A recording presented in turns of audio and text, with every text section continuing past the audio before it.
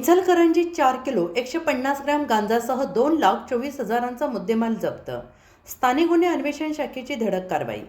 इचलकरंजी शहरात गांजा विक्री करणाऱ्या 2 इसमांवर स्थानिक गुन्हे अन्वेषण शाखा कोल्हापूर यांनी धडक कारवाई करत 4 किलो 150 ग्रॅम वजनाचा गांजा आणि इतर साहित्य असे एकूण 2,24,250 रुपये किमतीचा मुद्देमाल जप्त केला आहे. या कारवाईत दोघांना ताब्यात घेण्यात आलेलं असून पुढील तपासासाठी त्यांना शिवाजीनगर पोलीस ठाण्याच्या स्वाधीन करण्यात आलेलं आहे.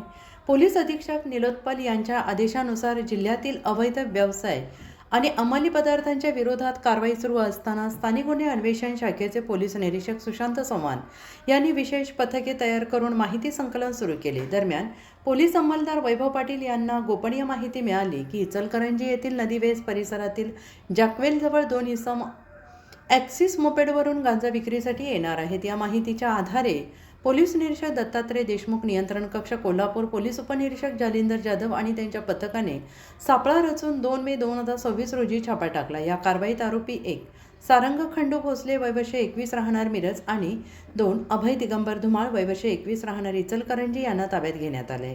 त्यांच्याकडून 4 किलो 150 ग्रॅम गांजा, ॲक्सिस मोपेड, मोबाईल फोन आणि इतर साहित्य असा एकूण 2,24,250 रुपये किमतीचा मुद्देमाल जप्त करण्यात आलेला आहे. जप्त मुद्देमाल पंचांसमक्ष कायदेशीर प्रक्रियेनंतर हस्तगत करून आरोपींसह पुढील कारवाईसाठी शिवाजीनगर पोलीस ठाण्याच्या ताब्यात देण्यात आला आहे.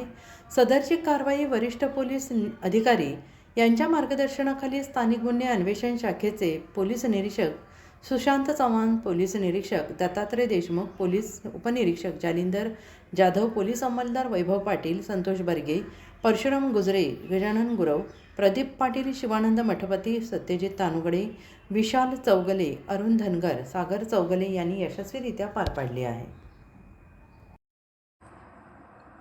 अर्धराज्य न्यूज चॅनलला लाईक करा, शेअर करा आणि सबस्क्राईब करा.